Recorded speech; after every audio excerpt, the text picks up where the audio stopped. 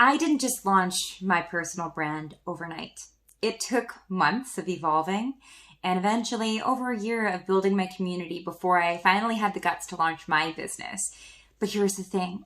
Just 3 months after launching my business, I had over $1 million in revenue generating opportunities come through my inbox on LinkedIn, all because of a strong personal brand, clarity, and consistency. So that's why I'm sharing my 20 tips in 2020 on how to build a strong personal brand using thought leadership as well as clarity in your messaging. So for tip number 10, I cannot believe I'm already on tip 10 out of 20. This is insane.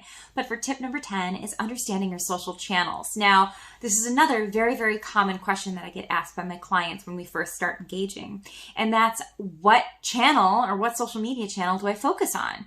Do I just go with all of them? There's so many to choose from. Pinterest, Instagram. If you got Instagram, you got to think about Instagram stories. And then you have Twitter and Facebook groups and LinkedIn, of course. It's so hard to keep up with all of these, especially as a solopreneur or a budding entrepreneur.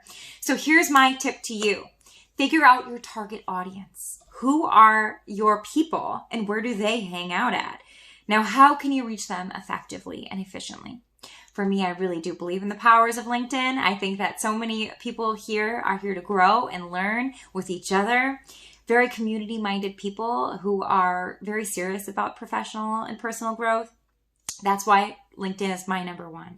And I think it should be a number one for many of you who have a service offering, particularly in coaching and advising and consulting. Any business-to-business partnership is perfect for LinkedIn.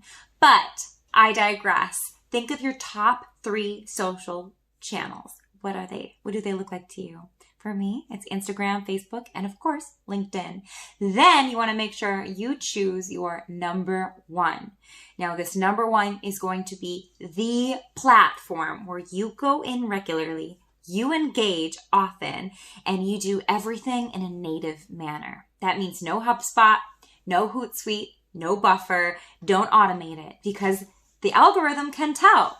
So it's important for you to pick your top 3 and then your top 1, where you should be delivering 80% to 85% of your natural, within deep into the habitat, that kind of engagement and posting.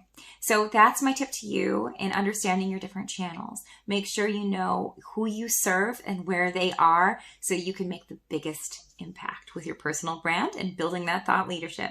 All right, you guys, that's 10 out of 20. We are halfway there. I'll see you next time for tip number 11 in my 20 tips of 2020 series in building your personal brand and thought leadership. Thanks, guys. We'll see you next time. Bye.